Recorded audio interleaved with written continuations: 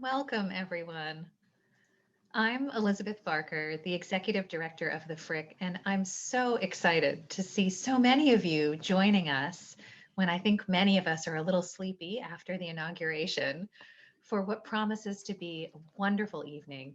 It was a little over a year ago that members of the Frick staff began to chart a new course for our museum, one with strategic goals centered on diversity and inclusion that we made so much richer over the past year as we thought in an even more focused way about equity as the lens for everything we do. Tonight, you're going to get a glimpse of the kinds of conversations we are having within our team. And I'm so grateful to have all of you here, and I can't wait for the conversation. If you like this, please come back. We have many programs, and we'd love to see a lot of you. Thanks. Thanks so much, Lizzie. Hello, everyone. Excuse me. I see a number of people are still coming in, so I'm just going to welcome our panelists back to the screen if everyone wants to come. I'm Lisa Viscusi.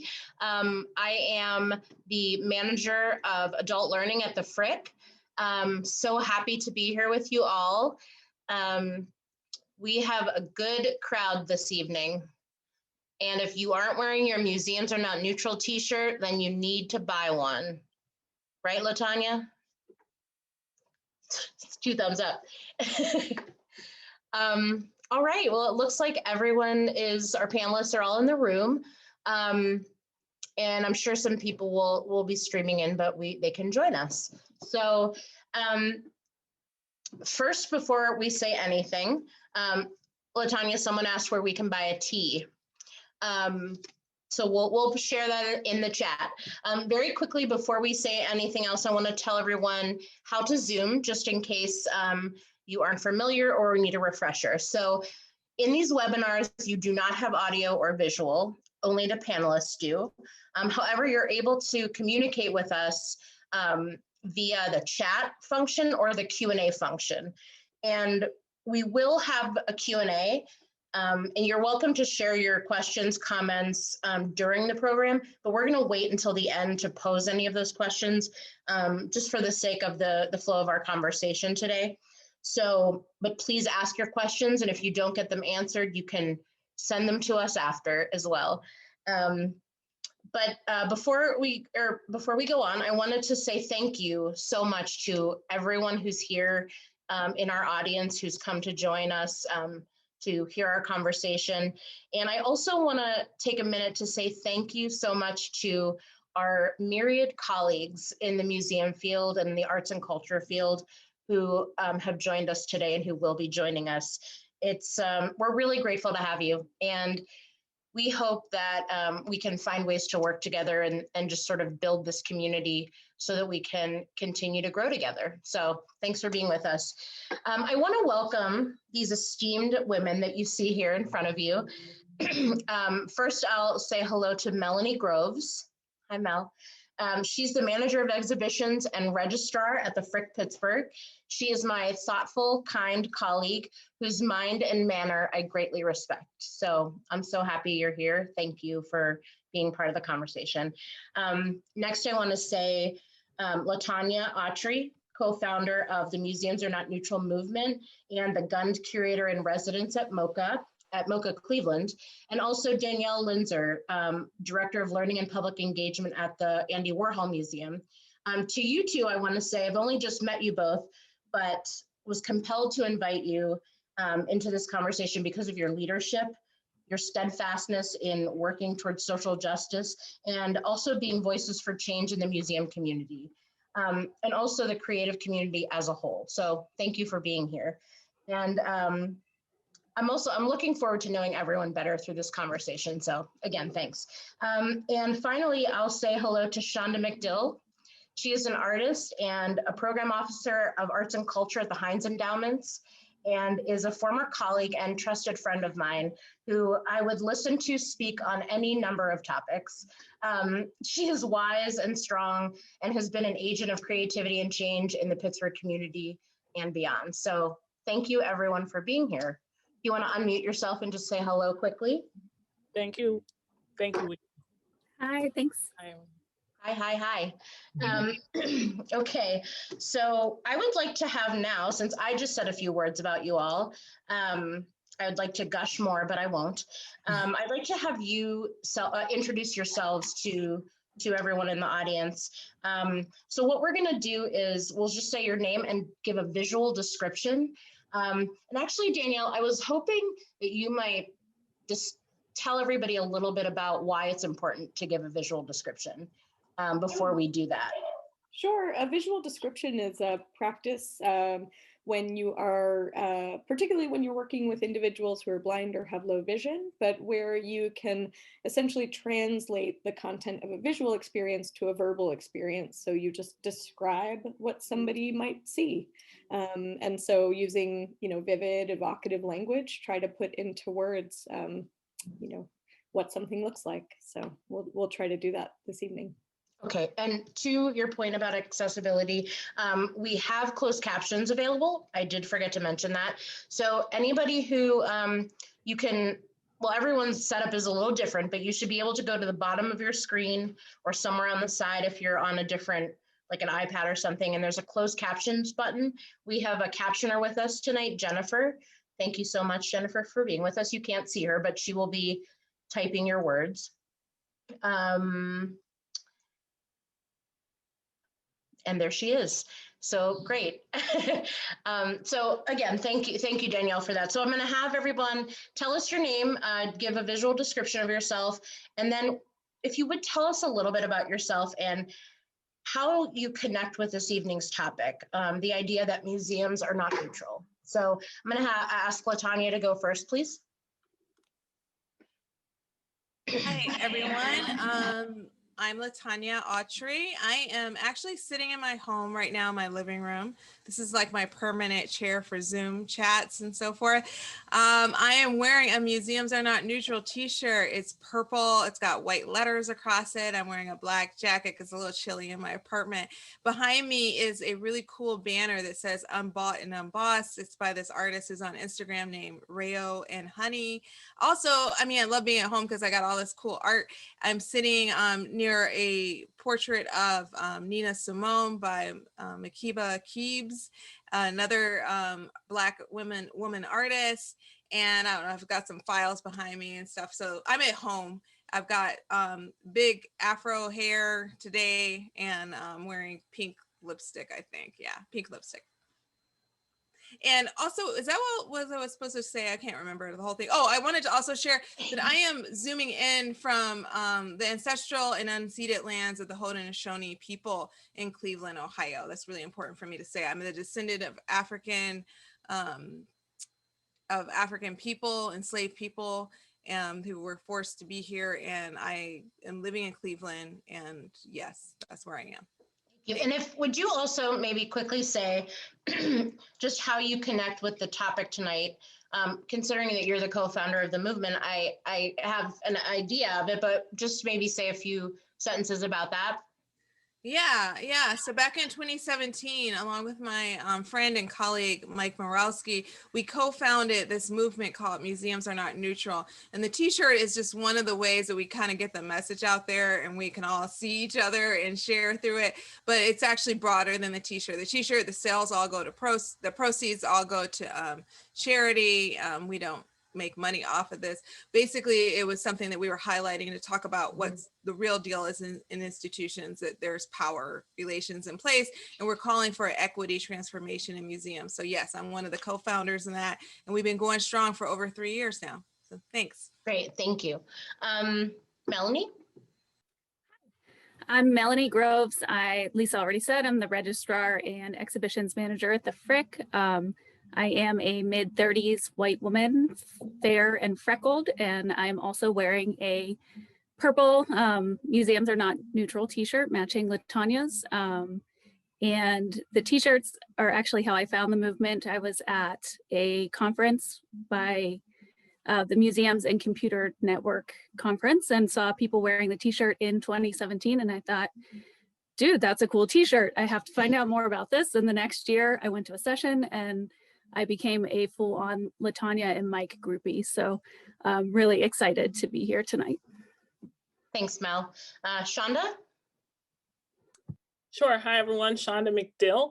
I am on the ancestral lands of the Osage Nation here in Pittsburgh, Pennsylvania. I'm a Black woman. I'm not really going to tell my age. No, I'm 43. And I have tortoise glasses on that are blue and red, shoulder length hair this month, and a black jacket. It is chilly here as well. And my background is light blue, some family pictures, as well as Jackie, which is a statue by an artist, Mujari Merriweather from Baltimore. And really excited to be here. How I'm connected to this work, I will just say, I moved here in 2010 to work at the August Wilson Center. That was an exhibit space. I was the director of PR at the Trust for some years, and we, oversaw museum spaces. I am now at the Heinz Endowments as the program officer for arts and culture and manage a portfolio with colleagues that often work with the museums and have contributed to funding them regionally and locally. So museums are always around me. And that work, and an artist as well. I've learned a lot from artists like Kilolo Luckett, Nico Whedon, many others who I've crossed paths with. So thank you for having me here. Thank you, Shonda. And Danielle? Sure. So I'm Danielle Linzer, as you said, Director of Learning and Public Engagement at the Andy Warhol Museum. I am it's funny, on Zoom, you can't tell how tall somebody is, but I'm a person of small stature. I'm like under 5 feet tall. I have short cropped brown hair, wearing a black jacket, a little blue scarf around my neck. I sort of hurriedly put on some pink lipstick when I saw how elegant everybody else on the call looked tonight.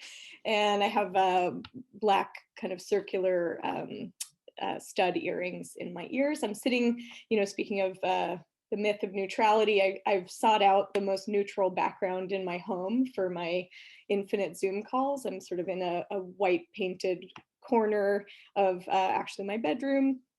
And I have 2 little ones running around outside, so I will be sort of muting myself in between my comments. But I do have a artwork that doesn't read well on Zoom hanging behind me, but it is a framed sheet of paper with typing on it, which is also by a wonderful artist and friend named Diane Xavier. Look her up. She's fantastic. She's a playwright. She's brilliant. And I'm delighted to be here with everybody tonight. I am, in terms of my connection to this, I guess, I was thinking about it. I was sort of trying to do the math of how long I've been working in museums now. And it's something like 13 or 14 years. I don't think I mentioned, because this is what we do, we default to whiteness, but I'm a white woman. I am 40 years old. I just turned 40, but I don't look a day over 39 and a half. And I have been working in museums for about 13 or 14 years now. I've had the pleasure of working at institutions like the Lower East Side Tenement Museum. I was at the Whitney Museum of American Art for about 8 years as the Director of Access and Community Programs. I've been at the Warhol about 4.5 years, and I am the chair of the Inclusion, Diversity, Equity, and Accessibility Council for the Carnegie Museums of Pittsburgh, and I'm also a Senior Diversity Fellow for the American Alliance of Museums in their Facing Change initiative, which is really trying to increase racial diversity and intercultural competence at the level of the boards of trustees of museums all around the United States. So I've been, working on these issues for a long time, and am very sort of passionate about this conversation. So I'm delighted to be here with all of you tonight. Thanks for having me. Thanks so much, Danielle. And I wasn't planning on doing a visual description, but that sort of flies in the face of what the point of it is. So I am also going to do a visual description. Again, my name is Lisa Viscusi. I am a white woman. I have curly, very dark curly hair. I am wearing glasses, sizable glasses. And I have a necklace on that I love so much. It is made of hand-rolled paper beads. And I got it in a odd little bead shop in Toledo, Ohio. And they were sisters who owned it, and they did the most gorgeous beadwork I've ever seen. So I love wearing this, especially when I'm feeling very in our field. So that's why I'm wearing that. I'm sitting in my Zoom chair as well. I have a window behind me, which I love because when I'm on Zoom, I can see the window. I can see out the window. And I also have to my right, I have some vintage spools of thread that were my grandmother's. And so I get to see those every time I'm on a Zoom, which makes me really happy and think of her.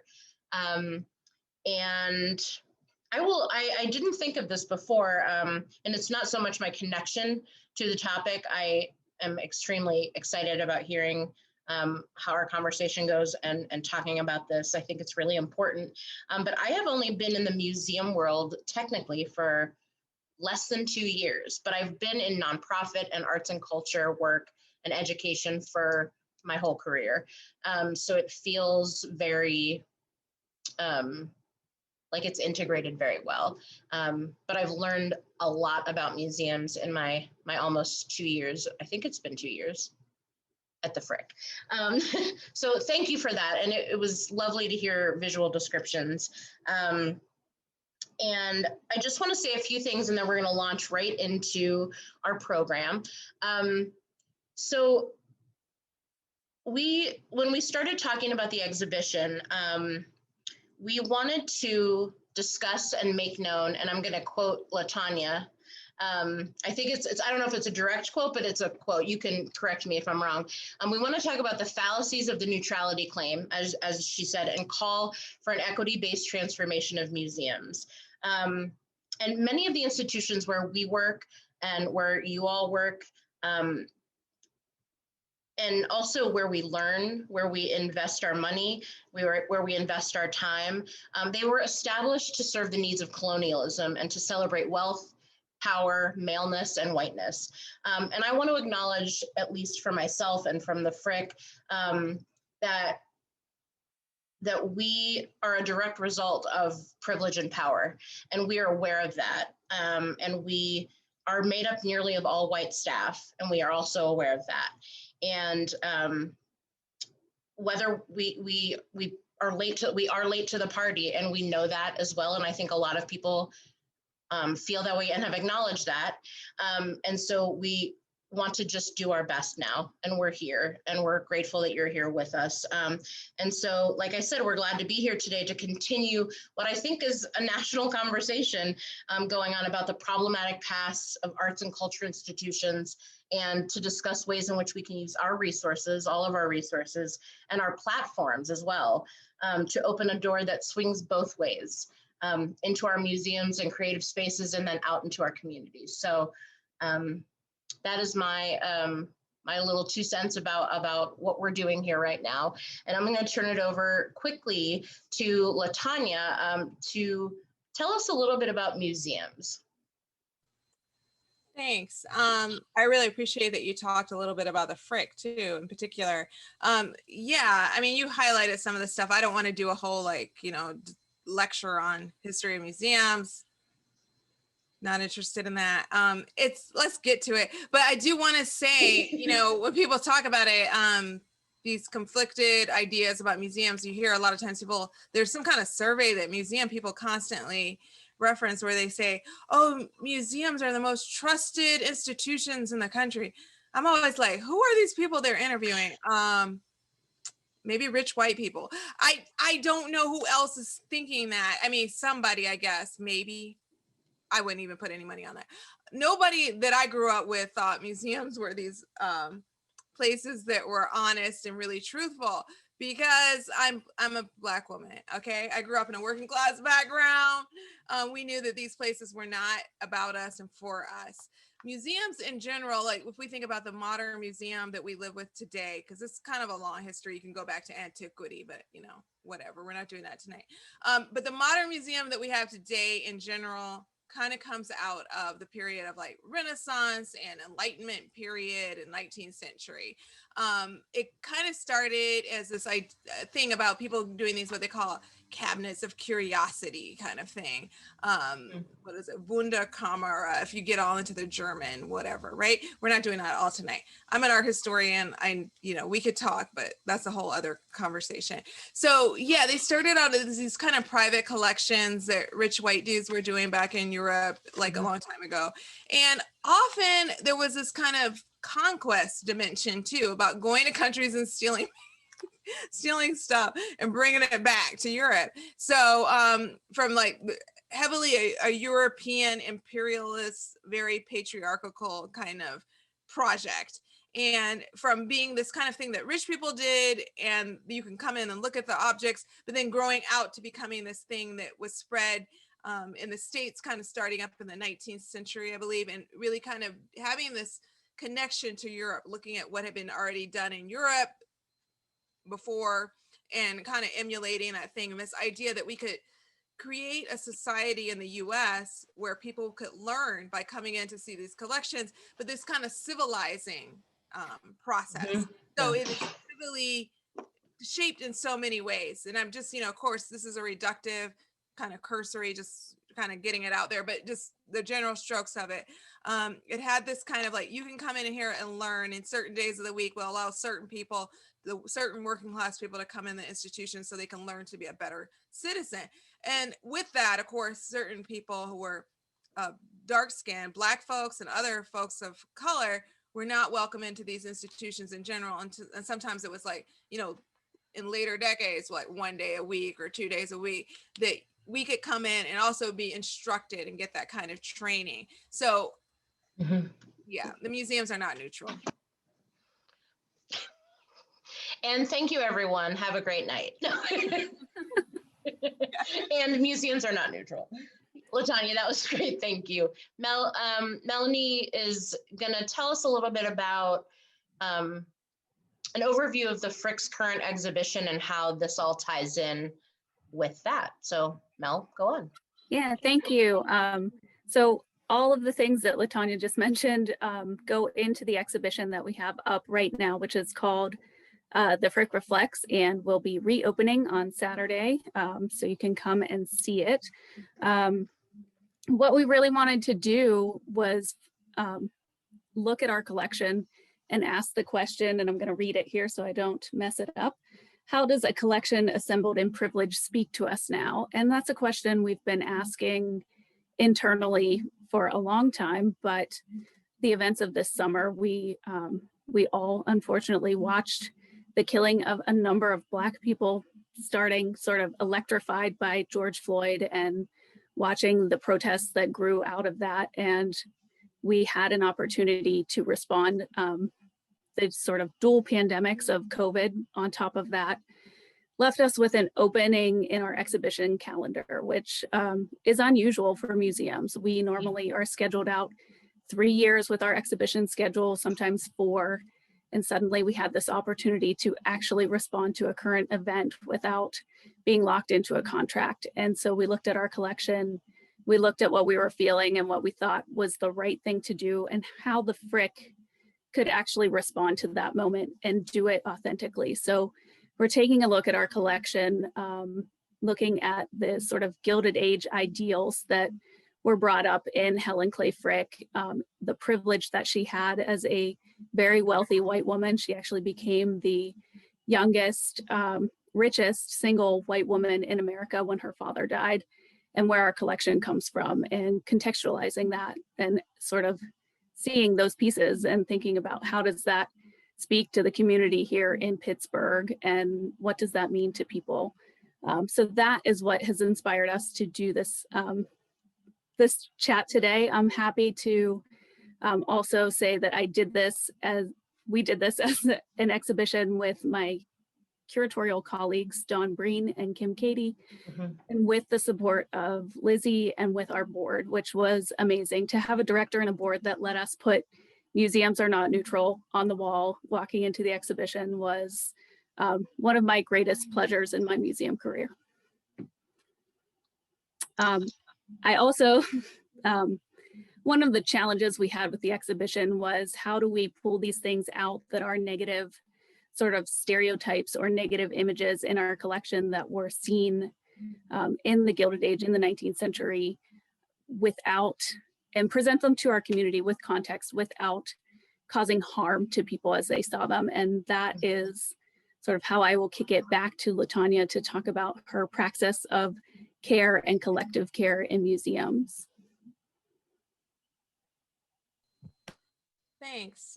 Yeah, this thing that I've been talking about, collective care, I've talked about in other discussions, is really kind of grounded in kind of a Black feminist tradition. And there's so many people, so many Black women and other folks who've talked about collective care. And what I mean by that when I'm saying that is it's a kind of care when we're caring for all society. And by doing that, we think about the people who are most harmed first. So we think about the communities that are most oppressed, and we put them forward and think about how can we care for this group of people, like through my work. So I work as a curator. If I'm working on a show that I'm organizing, I'm thinking about, well, who is this show for, and who does this institution serve in general? Who does it leave out in general? How can I create spaces that welcome really everybody here in really deep ways? What is needed for the support of those people? And then this focus that you're talking about, I work at a place now that doesn't have a collection, somewhat helpful sometimes because these collections are highly fraught. There's all these histories that come with them, and definitely institutions like Frick Pittsburgh. I have to say, before I even accepted this thing, I kind of stopped for a while. I was like, Frick, isn't that one of those rich white institutions? Mm-hmm. I did. I was just like, I gotta look them up because all these places have got a lot of dirt, a lot of dirt on them. And it's really all the places, even the places with no collections, they got dirt on them too. It's all the places, but then it's like, well, how bad is the dirt, right? But this kind of focus on, are you going to be honest about this dirt? Are you going to kind of go, yes, this is some stuff that went down here. And that's the work that so many institutions refuse to do. They want to keep lying and pretending and being like, that didn't happen. And we're doing this thing right now. It's like, actually, you have to unpack about what has happened before. There's all of that, what already happened, how you got to be here, right? What the relationships are already with the communities where you are, the lack of relationship or the messed up fraught relationships, whatever those are. All of that is part of this kind of, to me, this praxis of collective care and bringing that into the institution as a curator. And I think this is a work really anybody can do. So I'm doing it as a curator. I think educators can do it. I think if you work, in any department, development people, hello, please do some collective care. Marketing people, do some collective care. Wow, really do some collective care. Really, everybody should be doing this kind of work of thinking about our society as a whole and really embracing those people who have been marginalized on the regular, and not just by the society, but by the institutions that we work in. That's the real work to do, of focusing on what collective care practice is. It is a political orientation of making a point to put that forward first, and that is, institutions will say words like equity, inclusion, diversity. It often doesn't mean anything. It's words to put in documents, it's words to put online and to say, but what does that actually mean in terms of how you are embracing the communities that you're in? What does that mean in terms of addressing the histories that you inherit? Whether or not you were there to make it, because people will be like, well, I had nothing to do with that. You're here right now. If you work at that institution, you inherit that history. And now how do you negotiate that in a really honest, authentic way with people? I think that hits hard in Pittsburgh, where a lot of us work for institutions called Frick and Carnegie, and that name is there. And people have asked us, how could you work for Henry Clay Frick after what he did? And, I'll never step into that museum. And being able to say to them with a straight face, like, I get it. I know I know the history, and we're trying to do something different now, and not just say, oh, but we have school tours that come in our building, or we do exhibitions, which is work that we felt is good work, but we know there's more to do. I know I said that we were going to wait till after to do Q&A, but someone just posted in the Q&A, something that I think is sort of just in the vein of what we want to talk about, which is this person said, I'm a little tired of rich white people talking about their privilege endlessly. This seems to be doing that as well. And then the rest of the comment is, I'd love to hear about how the Frick and other institutions can weaponize that privilege to seriously pose a threat to the dominant logics of white supremacy, neocolonialism, capitalism, and US imperialism that, that POC, people of color, suffer through daily. I think that's a great question. Thank you. Thank you. Anyone? That is a great question, and I will open. I hope other people will help tackle it, but I think that's why we're here. You know, I think you are hinting at the fact that you're tired of hearing that we're listening and we're learning. We're making equity commitments. We have done all those things. We continue to do those things, but we are reaching out into our community. We're changing what we're going to put on our walls. And I think that is a first step as far as weaponizing our endowment and our white privilege and doing what maybe we would say is good trouble. Some of that is going to have to come with board changeover and with more support from the top. And I am happy to hear that, or happy to say that I think we have that support, but listening and partnering with other institutions and we've talked about grassroots here as we prepared for this talk, seeing it bubble up from everyone from frontline staff up to the top is going to be a major part in that, I think. Danielle and oh, I'm sorry, Mel. I was going to say, and I will say, I was going to kick it back again to Latonya's comments online of sort of looking at the funding. We've talked, I think this maybe is a great segue into our next topic where we talk about the wallet and the pocketbook of these institutions. And that is going to be a driving factor in a capitalist American society. Thanks, Mel. I was going to ask, like you just did, Danielle, maybe to talk about that, maybe that specific comment for the Warhol, for other organizations, maybe that you've worked with, how you think that has happened, will happen, could happen. And Shonda, maybe also, let's sort of head into the funding, the power and wealth aspect of all this, which is really where it is. That's where this lies, right? Yeah, and I think the dynamics of wealth and of influence of wealth in terms of, who has agency, where decision making, what's being prioritized. I can't stress enough how much funding is critical to that question. And I think when I've seen these efforts be most successful, most embedded, most sustained is when there's a kind of confluence of a grassroots investment from members of the staff, support, or at least awareness and acknowledgement from members of the leadership, which is why it's so important for leadership teams, boards, executive directors to be engaged with these issues and be committed to these issues, and then public pressure from the community at large. I think when you have that, kind of trio of factors, you're able to actually sort of make a little bit more meaningful change. But I absolutely want to acknowledge that it's, the funding is, and when you look at examples like, toxic philanthropy, where people who have very, problematic sources of their wealth, but they sit on museum boards and are major donors. And so we've recently seen a reckoning around, for example, the Sackler family, or Warren Kanders on the board of the Whitney Museum of American Art, where suddenly there's a kind of public pressure and a grassroots pressure to start to hold museums to a different standard.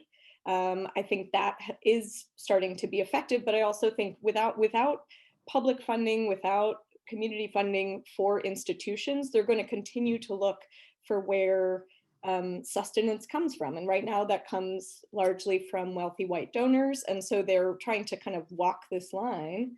We're all walking this line of how do we maintain a myth of neutrality, right? I think that motivates this in large part. So I'm interested to hear from Shonda as someone who's kind of in the seat of a funding organization, but that's something I've perceived on the inside of institutions.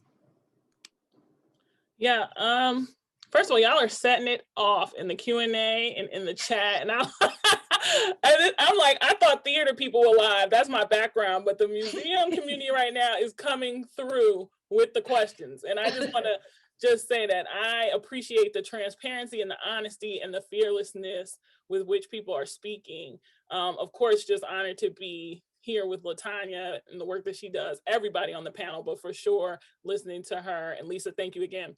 So, it's always difficult when Lisa asked me to do this. I will say primarily I showed up because of her, because the reality is she asked me at a point where I was very tired of being a Black woman in philanthropy, having to justify the actions of others. And then realizing that I am now a part of that privileged other, and how do you maintain that work, knowing and trying to continuously reconcile things. I am grateful to be in a space where I feel I can speak honestly and openly, and I have our president speaks openly and honestly. However, I think this question continues to come back about what is going to be done, right? And what is going to happen. The reality is that with organizations, we are currently at the Heinz Endowments looking at our operating support portfolio, which is about 50 to 60% of our grant making. So, and trying to really think about what are the values. I think everyone in America right now is having to say, what are our values? And are we going to continue to do what we have been doing? Unfortunately, a reckoning, racial uprising, COVID does not seem to have been enough to make people still change. Right. So I'm really worried, are we going to get more plagues? Like, what is it going to take for us to really reimagine the way that we do things? And this question that was asked about what is the role, is it the foundation's role to provide rest, dealing with self-care, to fund rest where people don't have to work so hard and you give a grant, to restructure and flip the ratios, right, in the portfolios where those who have been getting the most don't get the most, and those who haven't been getting, those who we're not even in contact with and never have been in relationship with, because we know relationships rule in all of these fields, is it our responsibility? If you ask me, I would say yes, because I joined and took this job because of the very meaning of the word philanthropy, right? And if we have a love for man and a love for people, and we understand what need is, then to me, that's where I want to be, where our principles are guiding that which we do.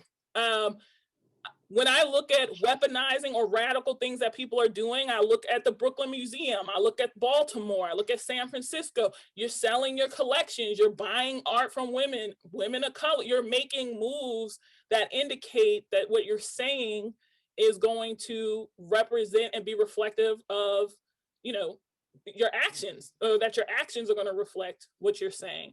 But it is difficult. There are boards. So when we're talking about, I also feel like, the movement has multiple levels, and there is work that has to be done to change, to even remain in philanthropy, right? So philanthropy itself needs more people of color in decision-making seats, more people who are able to have conversations in a room.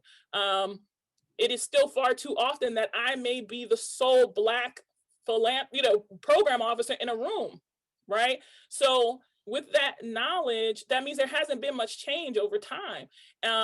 Boards have to change. And here in Pittsburgh, we are in the seat, listen, there's a whole lot of people acting like they're celebrating this change, but half the nation is divided. This nation is divided. So everybody who's smiling and saying, let's come together. One, you're forgetting that there was an insurrection. Two, you're forgetting, all the things that happened before. And I think I'm going all over the place, but I will wrap it up by saying, no, keep going. I will bring it together, I think, by trying to say that it is something that I wrestle with. I every day I try to measure, am I doing enough in this role? Because the moment that I feel as though I'm showing up on these panels to be performative on behalf of somebody else, or I'm doing these things again, which is why I almost didn't accept, I'm tired.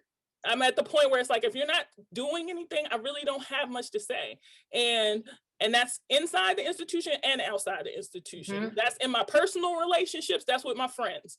Like, this is just the time for it all to be what it needs to be. And I think about Jake Tapper last night, really yelling at everyone, like, this was great. And we had fireworks, but do you not understand what just happened 2 days ago? Like, I know, but are we not going to actually address what else happened, and remember that? And that is the reason I thank, again, Latonya for talking about the history of museums, because if you do not understand, I realize some people just don't understand history. They do not understand what has taken place. We have short memories.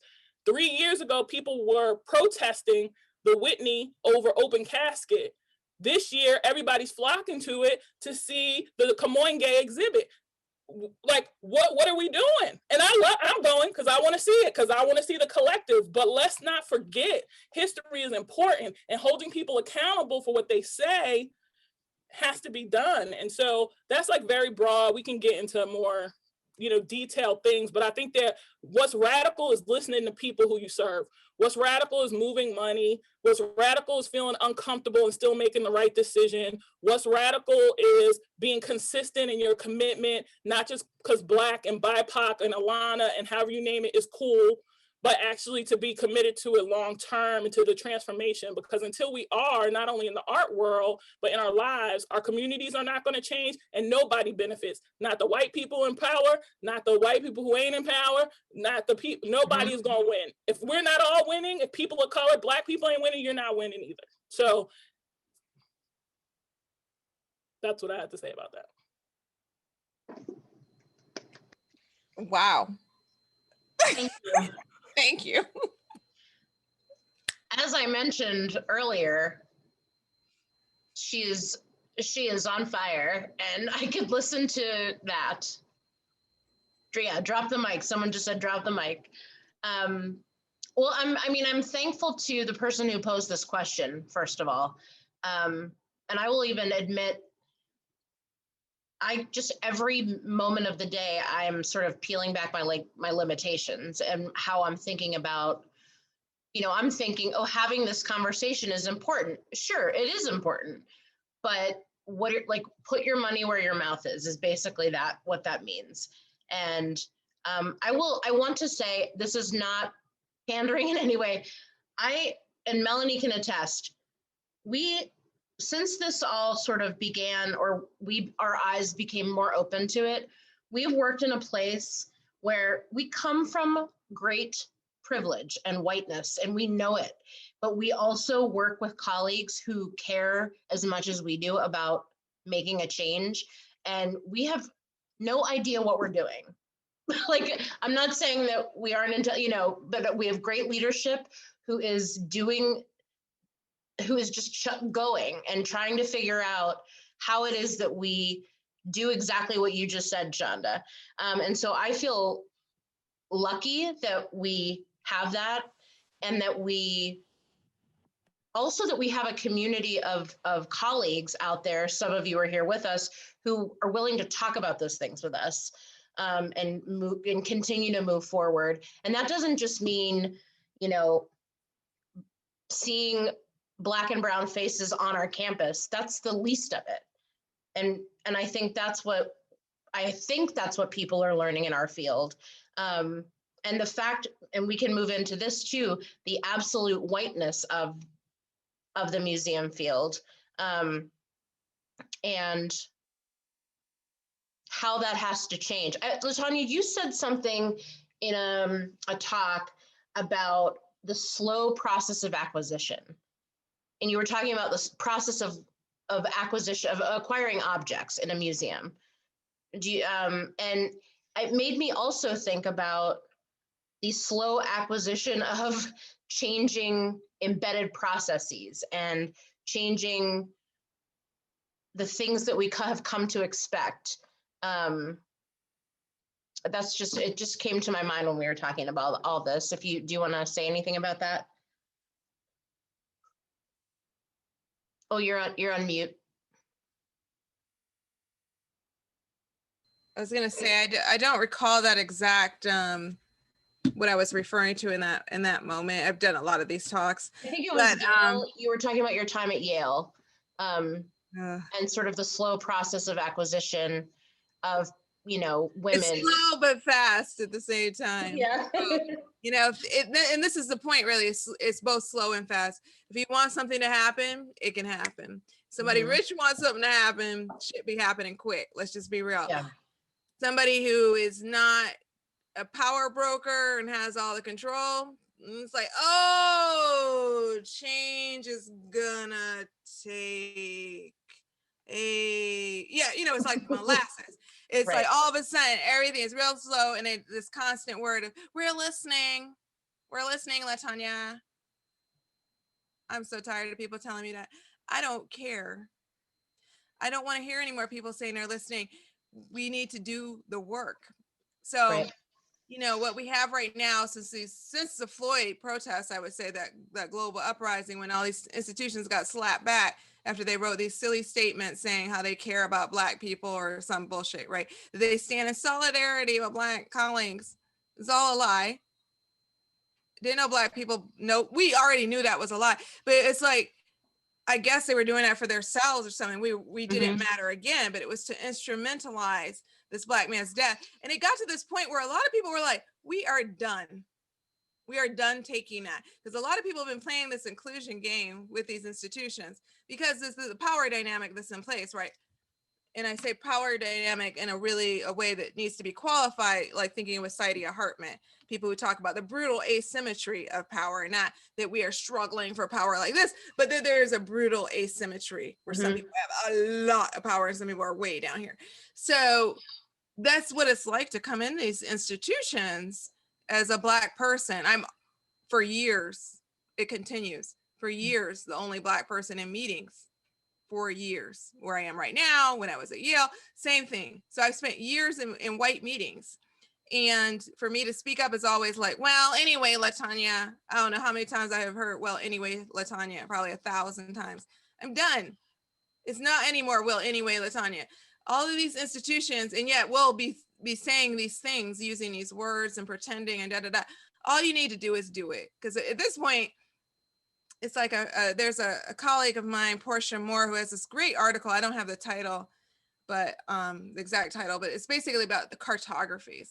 She's like, the change has already been written. There's already maps. They've been written for decades. It's really about people doing it. We need more. If you want to, for the conversations we have, it's good to talk, but really it should be like, we did these things. We came up with X.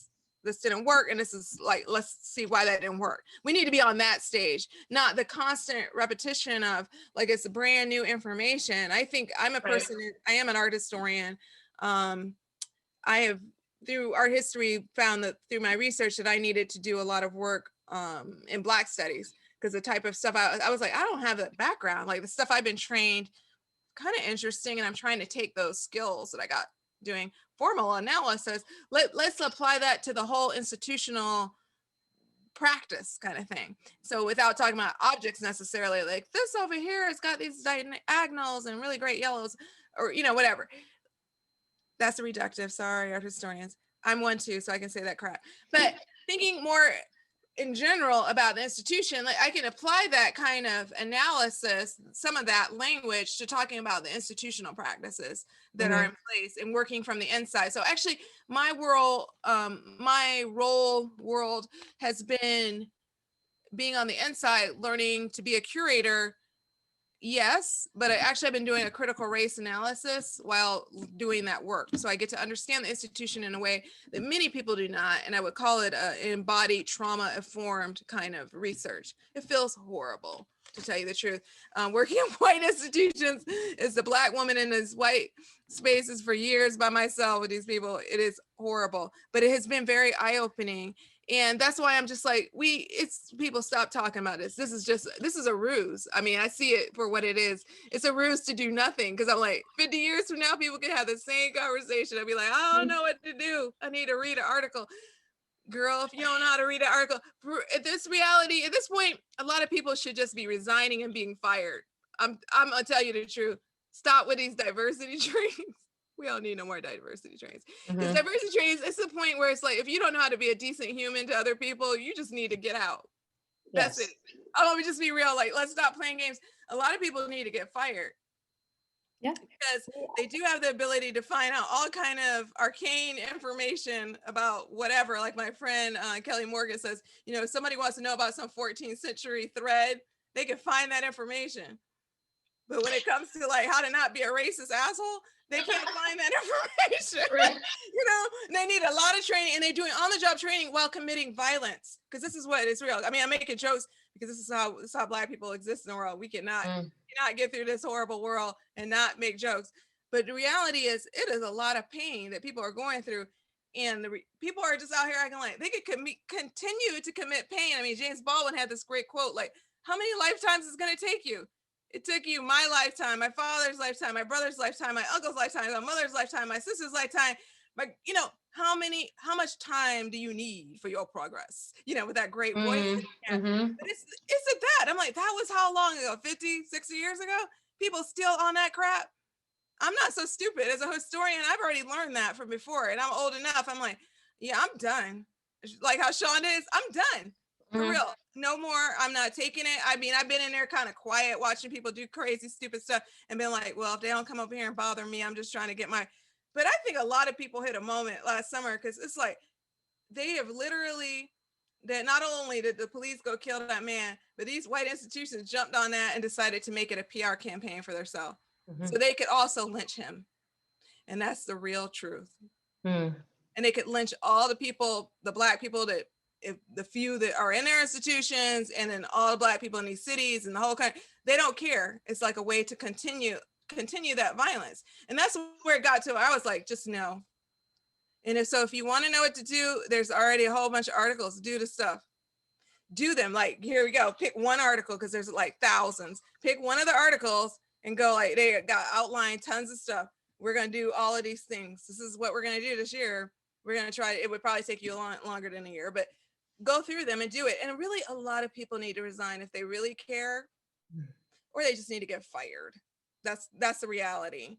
And our boards do need to restructure, all that kind of stuff. Our funding streams completely need to change, and we need a lot more public funding, as Danielle and Shonda were talking about. We need to change that, because basically right now we have a lot of conversation of like, we're going to train rich white capitalists to care about other people. Danielle, were you gonna? I felt like you were with her. You wanted to.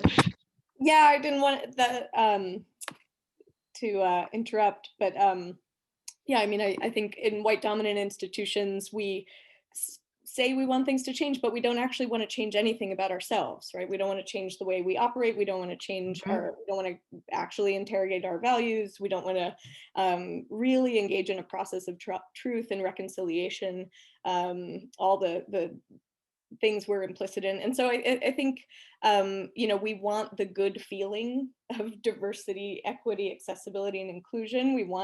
We proclaim it, it's in our mission statements and in our value statements. And then again and again and again, we fail to actually operationalize an equity practice. We fail to take that into account in any of our decision-making in a real way. We take many things into account, right? We take the financial implications. We have a business plan, right? We look at how is this going to affect our, you know, the climate of the museum? How is this going to affect our visitation? How is this going to affect a million different factors we consider?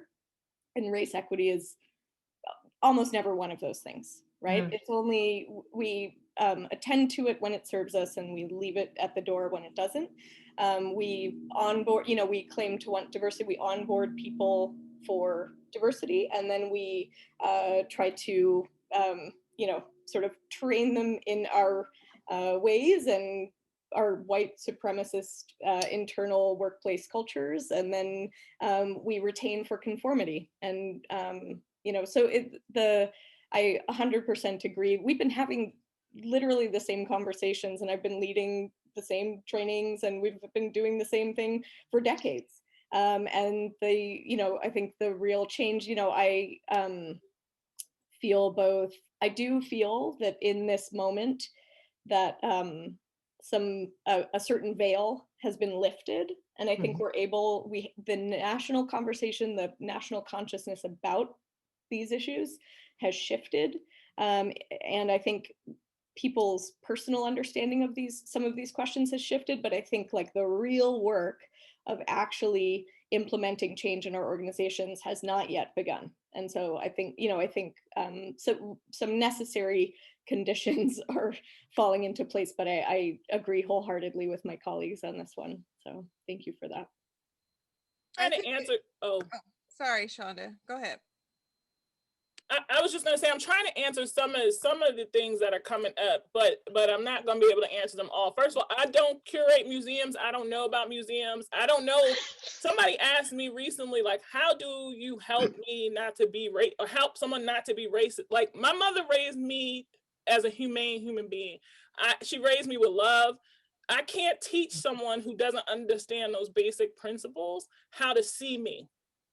Nor will I spend my time trying to do so, right? Because everyone has the capacity to love. So at the end of the day, and this goes back to like, what is your intention? What is your purpose? And what are you really focused on? What I'm not going to do anymore is allow distractive talk, because I really do think it is a strategy to keep me from doing the work that I have to do, because I'm so exhausted by the time I sit down on my computer to write that I can't even do the work that God put me on this earth to do.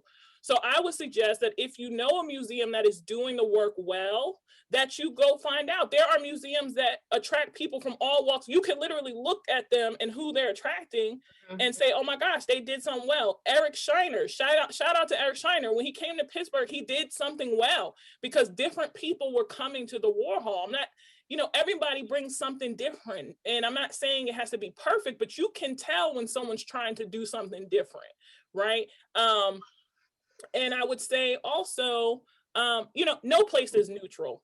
I mean, I really was just like, what's neutral? My grocery store is not neutral. When everything was going on, I was like, I'm not really trying to go to the grocery store this week. Like, I'm about to order and they're going to have to drop it off, right? Nothing, to me, no place is neutral. And I am going to get my shirt, because I think making the point that museums are not is important. But so to some of these answers, I'm trying, because you all are dropping it. But the other point that I think came up is I love this notion of museums being public space. So not looking at it like, when we look at the history of America, and I mentioned this earlier when we were talking, it's always been based on taxation and representation, right? This is the struggle we have had forever, money and how people are represented. And at the end of the day, if we had ministers of culture, if we even asserted the importance of art the way that we should in our nation, some of these challenges through policy and through the money in government and in other ways, because we only call on the artists when there's a problem, right? We call on the artists to when we want to protest. We call on the artists when we want them to sing the national anthem. We call on the artists, but we don't consistently invest in a way that says these places belong to the public. And I think if people had that mentality, then your marketing would be better. You wouldn't make faux pas when you're marketing, because you'd actually talk to people in community about what your messaging is. You wouldn't have issues with programming, because someone in community would have already known what you were planning to program. And I want to answer the question to someone who asked me, what is the connection between Open Casket at the Whitney Biennial and the Kamoinge Collective's exhibit that's happening now through March 28th. To me, the connection is, as Latonya was talking about, as Danielle and Melanie have mentioned, Lisa, we are talking about systems and structures and holding people accountable, right? So, and this goes to the person who says, I'm just a visitor. How do I change. You say something when you show up. You leave a comment card. You organize people who don't go. You know, when things happen in some museums, people stood in front of the work, right? That's what happened with Open Casket, so that it drew attention, so that no one could see the work, so that there was something that was said, or write an open letter. I mean, there's many forms of protest that people have used throughout the history of our country. But what I want to mostly say, and I'm trying to answer as many of these questions together, is that we have to begin to see, it's so interesting. I'm saying this, but really, I'm no longer interested in convincing people of my value and worth. So what I'm saying to the people who are on this channel line, because I feel like I'm not necessarily, I'm gauging the dynamics of the audience as well, is that I think, yes, to the person who says, do we give up the keys and the money? That's exactly what you do, right? That's exactly what you do. For people who are hoarding space and community, and your place is dark, but you know there are organizations and artists and visual artists who need an exhibition space, you go to them and you say, I'm dark on these days, here's the keys. I think that's exactly what you do, because not only are you helping them, but you're going to bring different people to your place that wouldn't normally, and then you don't have to ask, how do I build connections with people that I don't know, because they will be coming, because you will have exchanged something that you see of value for something that you also see of value. But the problem is people don't see things of value until they start losing money, or or people are not coming to your work, or you're no longer relevant. Then you wonder, oh my God, we gotta diversify. We need people of color. We need these things. No, see the value in people. And for the last thing I want to say is, for those who are saying, when do I know to walk away from something? I don't believe anybody should stay in abusive relationships. So if you are in a situation where you're at an institution and you don't feel that you're valued, and you don't feel, and I understand we all have to take care of our family. So I'm not saying be out here and reckless, although my family gets nervous all the time. They're like, Shonda will quit, and we're trying to figure out what happened, right? My suggestion in my latter years, when I have bonus kids and a husband to think about, is to plan a strategy. You know, do as much as you can with what you have. But if you're in a place where because it's not just about the fact that it's not just the fact of receiving abuse, it is that you are put on this earth to do something that you are not able to do and utilize your gifts and skills and talents. And you need to be in a place where you flourish. And we should stop going to places that are dead. Really, like we should stop, whether that's institutions of cultural institutions or relationships or work environments. If it is no fruit there, then maybe that soil is not for you. And so I think there has to be a determination around what are you trying to accomplish, and how long are you going to give it to accomplish that thing, and realizing that none of these things represent the totality of who you are and your purpose.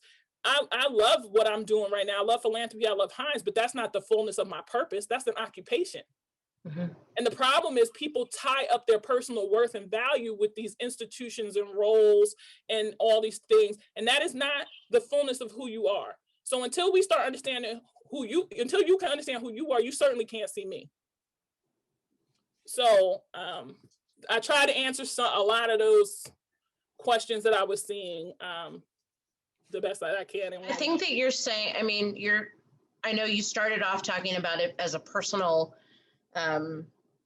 sort of a look inward at, you know, if I can't, I think you're saying if you can't see me, but I think it's if the institutions can't see outside the doors, if you can't see beyond your practices and your, you know, the cyclical nature of our schedules, of our of what our short lists are, of how we get them, of how, you know, how we share them, then you're not going to see the people that you're saying you want to see. You can't. And the bottom line is we should stop asking the people who have been victims to do the work.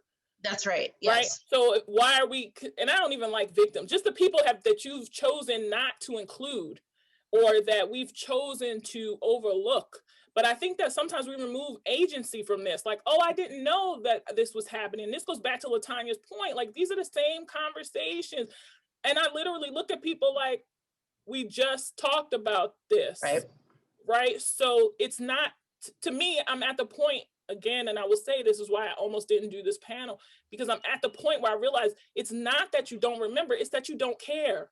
You go home to your kids and your families and you do what you do and you don't care, right? If you had to go home and live in a neighborhood that you see on the news and are afraid of, I bet you'd create a block association and do some creative cultural work and do whatever you needed to do to make sure that your kids were in an environment. But you don't see my kids as your kids.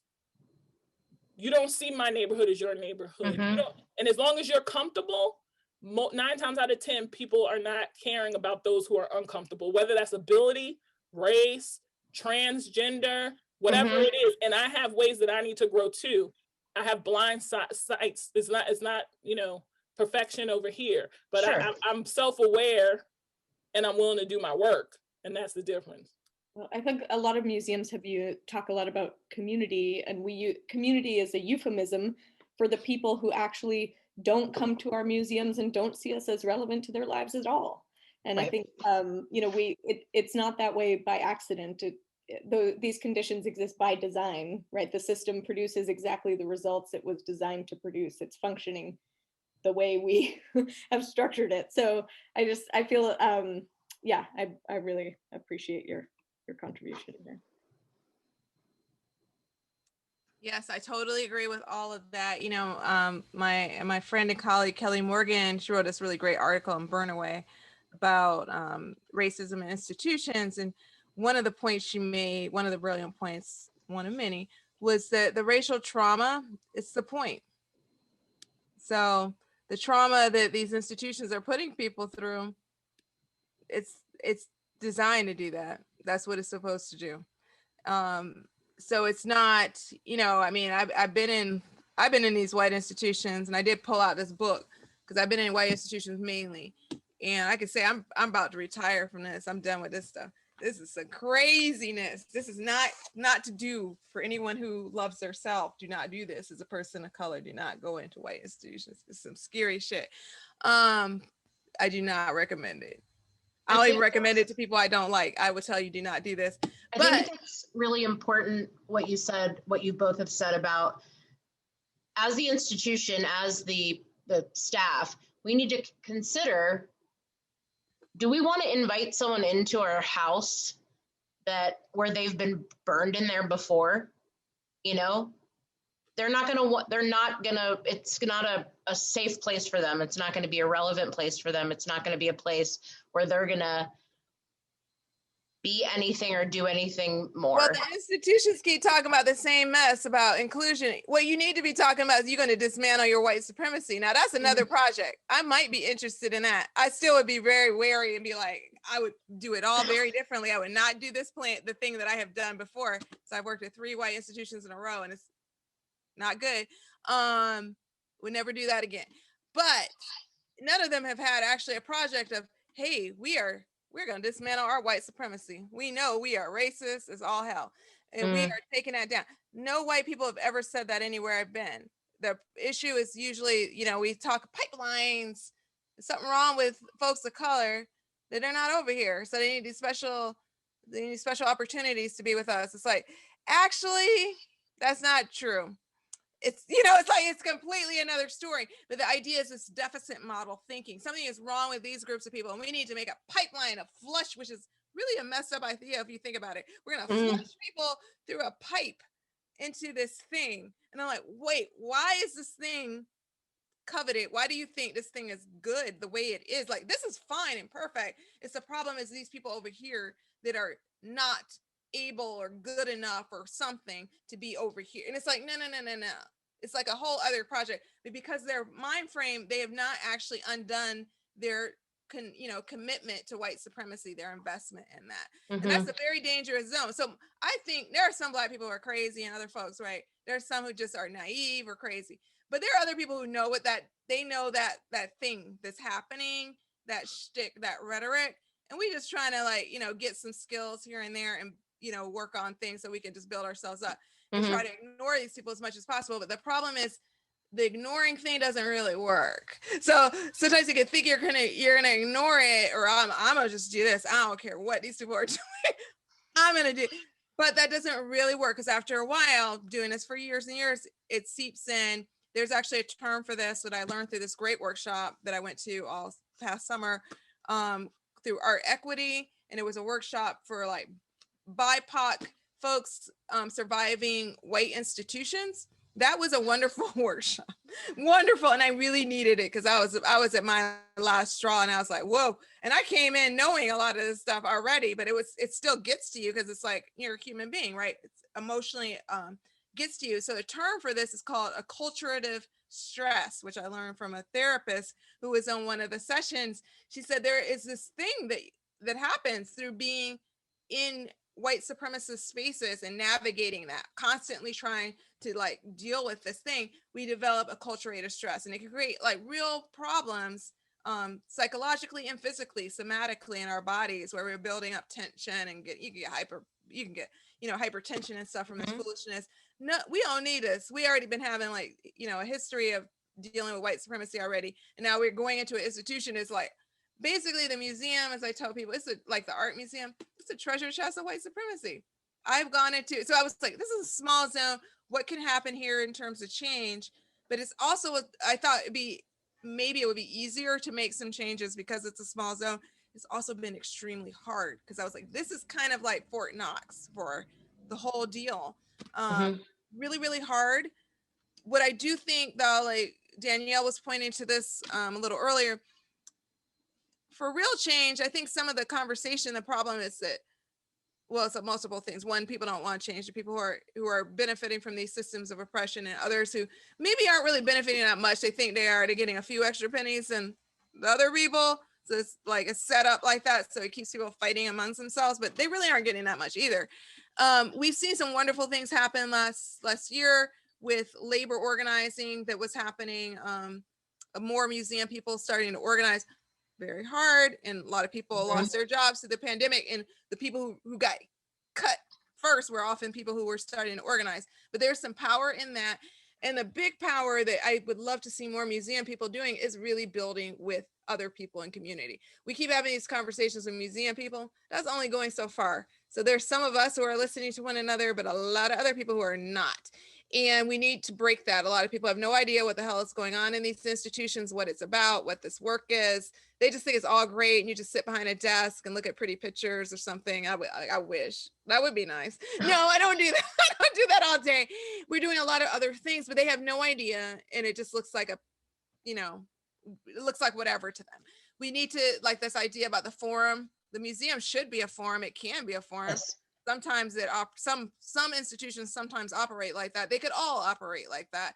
We need to encourage more people in communities to see these as their spaces.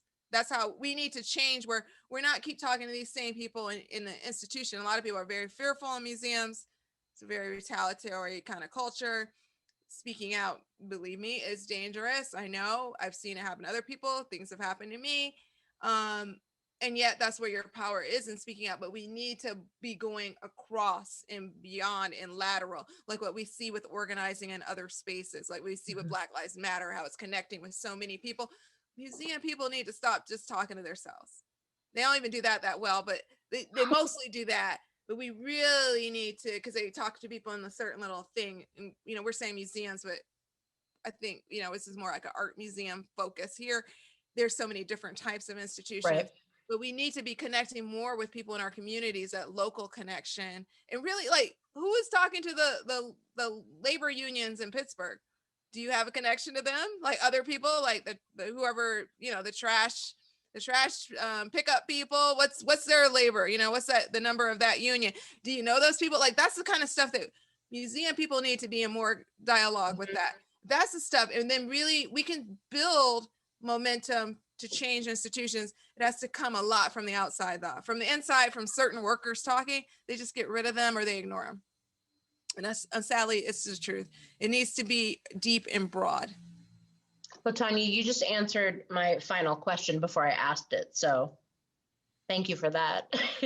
I'm gonna put it on mute now then. All right. So you my question that I want to ask, I know that we're over time, but I would not pause that conversation for anything. So, but I do want to ask as a sort of wrap up, and I'm sorry that we did not get to everything we wanted to talk about, but I think we talked about the things that we were supposed to talk about. So thank you for that. What do we do now? I mean, basically that's my question. And what I guess I mean by that is, what is your theory of change? And Latonya, you just mentioned, the power in organizing and building with people in community, and reaching out differently than we ever thought about reaching out before. And so I want to put it to the rest of you. What is your theory of change? What comes next? What's now?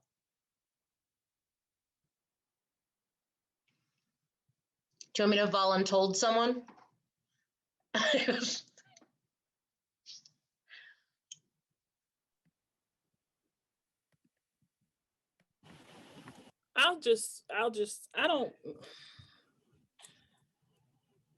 love it. Okay. So, I mean, I kind of feel like I said my theory of change at the top, but I will just say I want to really say this is to the privileged. Because I think we need the theory of change, right? Like, and so I just want to reiterate that. So that has to, because when I say communicate authentically, to Latonya's point, grantees are afraid to do that sometimes in philanthropy, right? Mm-hmm. Because their checks might be affected and they can't say everything, and they feel as though, and so if you have authentic relationships, then they should be able to do that with you. But the reality is that there has been a breach in the trust, right? So when I'm talking to people who are in the positions like myself, I think that, again, I missed this one. Pick a target. Like, I feel like even with COVID, we know we can't parse an unknown future. But that doesn't mean you stop doing anything. Like, I feel like, I mean, unless you need to, I'm all for rest.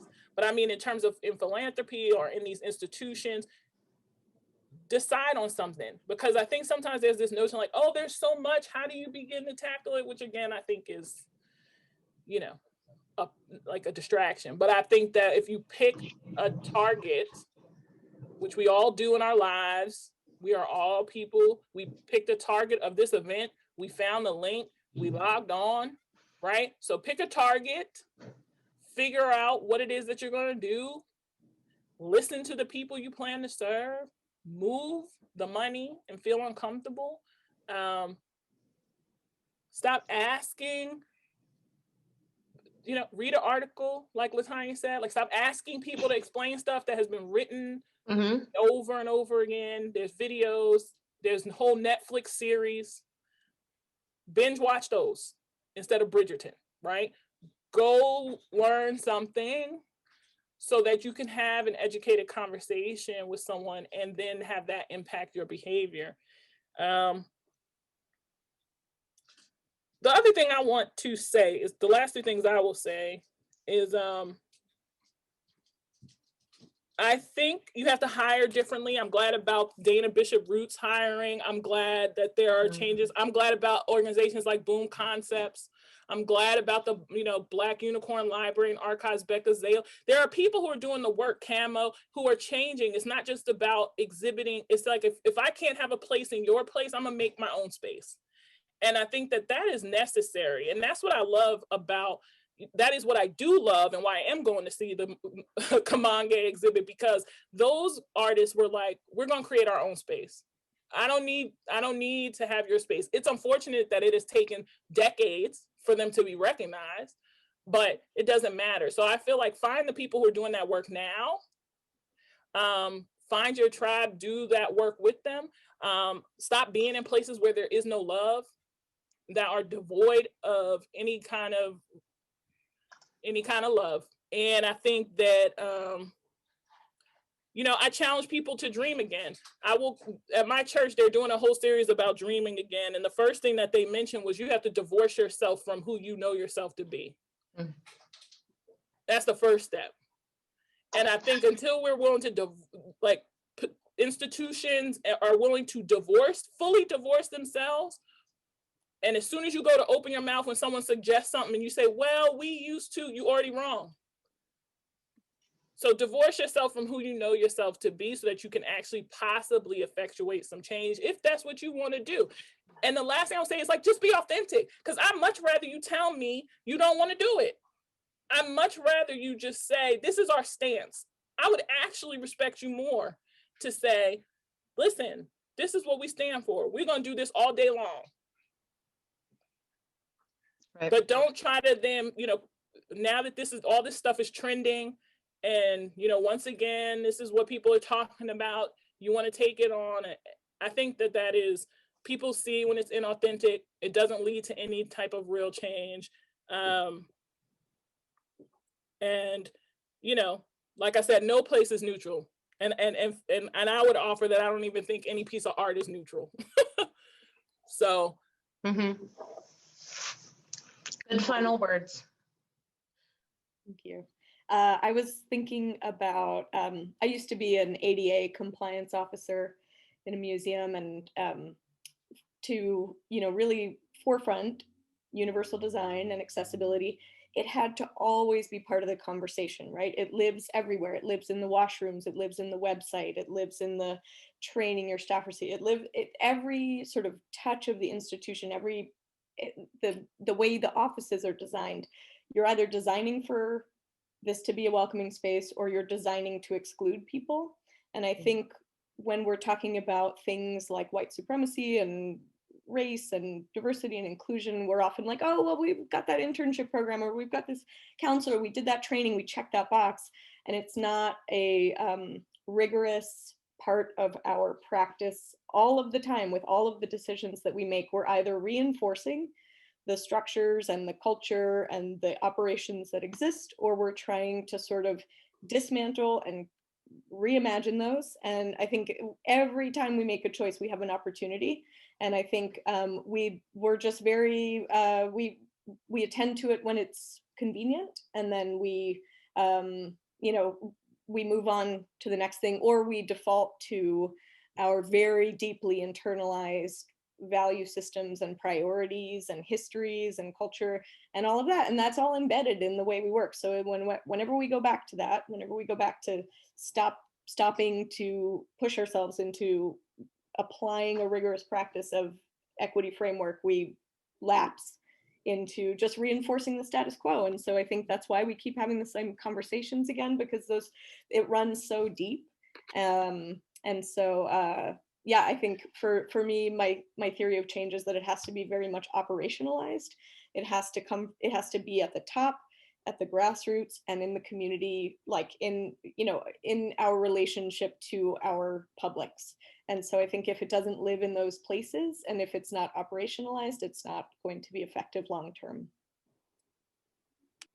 Something I wanted to share too is, someone had pointed this out, I think in the chat or maybe in the question Q&A. There are other institutions already doing this stuff. So, in terms of the race things, Black institutions, these quote ethnic specific institutions, I just call the other ones white museums. They don't want to call themselves anything, but for real, they are white institutions. But these other institutions have been doing this work forever. So something I had picked up off the shelf is this, the Public Historian, volume 40, actually of this journal specifically focuses on Black museums and looks at a bunch of different places. And I haven't even read all these articles, but it's an important kind of history of these different places. So this is something you could get, but you could look at wherever you're located, look at where are the Black institutions in town. They probably don't have the money that a lot of these other institutions like the Frick Pittsburgh and so forth, but there's probably a Black museum in town. Even if it's not, like in Cleveland, they have an African-American museum that's been defunct for decades, has no budget. I came here and it's a majority Black city, and I'm like, this is outrageous. It's insane to me. But this is a heavy disenfranchisement, right? This stuff is meant to happen. It's designed to be like this. But anyway, there are people who work there who volunteer their time, and it's hard sometimes to connect with people because they're in and out because it's whenever they can be there, but they are committed to this work. And there's other institutions throughout like Cleveland, but every city's got these things. So they don't look the same, not big temple front buildings or big fancy glass box, jewel box buildings. because they don't have that money, right? Because of disenfranchisement, but they have people who are skilled. It's about thinking very differently, not thinking of the same thing. PhD preferred, get that out of your head. No, stop with all that foolishness about like looking for always the same thing. There are people in your own cities who are griots, right? Who are respected as knowing, as being the storytellers and the history keepers. Find out who those people are. Look at other institutions that already have this history and slow the hell down. I was like, I'm thinking if institutions went with like doing one season, like in terms of exhibition calendars, one season, maybe 1 or 2 shows at the most for the whole year. That would be a proposal to me. Cutting down on like, we got to keep switching shows like 3 times a year, 4 times a year, all these different shows. Slow down, but really like be with all of the things about that show, like really learn it, especially when you're bringing in folks of color, people of different gender backgrounds, like things that are considered new for that institution. They really need to learn the whole thing. They don't have a language for that. And then obviously, yes, move the money. And people need to just step down. If they know they're not qualified for this stuff, move your butt out of the way. There are people who do have those skills. Find them. They're right here in town. There are plenty of them who have written all these articles for decades and decades. Find those people who have already written those articles and really seriously just get one article and just be like, we're going to try to do the 5 things that Portia said. Let's look at Portia Moore's article. And she said like how she said a whole bunch, but they've all been written. Really just do the work.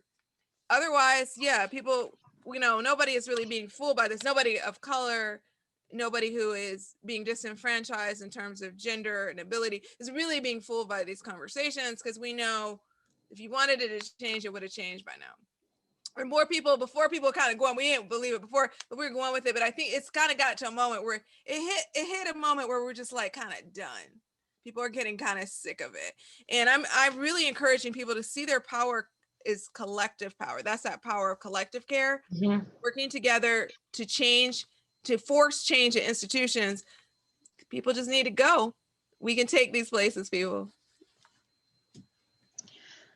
I think that's a perfect punctuation on our conversation. Thank you. Thank you, thank you, thank you, every one of you, for being here, for being open and vulnerable and honest. I am beyond grateful for each one of you and for everyone who has been with us. I encourage the panelists to read the chats. I will save them. There's been some really thought-provoking and beautiful comments, some thanks to everyone. And as we were nearing the very end, which is now, I was wishing we could talk forever and just, not just talk, but do. But really, it's, thank you for sharing your hearts. I can't thank you enough. And your wisdom, and thank you most of all for keeping your eyes on our community, for taking care of yourselves, keeping your eyes on the community, and keeping your eyes on social justice, and helping to create a culture that empowers every one of us. And I can promise you that we will continue to do every single thing that we can at our institution. And we invite conversation, we invite our colleagues and our visitors to just talk about it, but to act, to stop asking, what do we do now? Just do it, right? And thank you for that, Shonda, for saying that, and Latonya for saying that, and Melanie for sharing about who we are, and Danielle for bringing one of our colleagues in the city and your eye on accessibility and education and all of that. Someone just said feeling so much gratitude, and that is what I am feeling. So this will be available on video. Panelists, we have some people in the chat asking if they can contact you.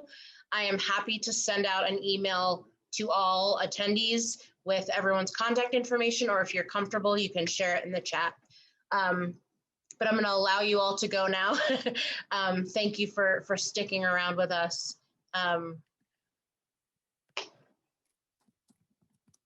Thank you. Thank you for the invitation, Lisa. Thanks, everybody. Latonya, thanks so much. Cheers. Thank you. Danielle. Thank you. Also, Shonda, amazing job actually responding to all the questions that were coming in. and Yeah, the well chat. done, well done. I'm like, how are you doing that? It's amazing. I was just trying. I know you get like a trophy for that or something. I was like, damn, she weaving in like 6 questions.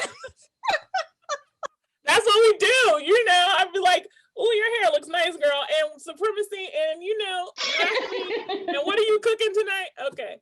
But All in there. yep. It was great being with you all. It's nice to meet you. And yeah, definitely I would love to keep in contact, actually. Yeah, I would be honored, Latonya. I learned so much from you. And I already followed you. You'll see me. I'm gonna be following up. Thank you. Yay. Have a great Shonda, day. thank you Thank you, for Lisa. making Great. the choice. I know that you did it honestly, so thank you for that. Anytime.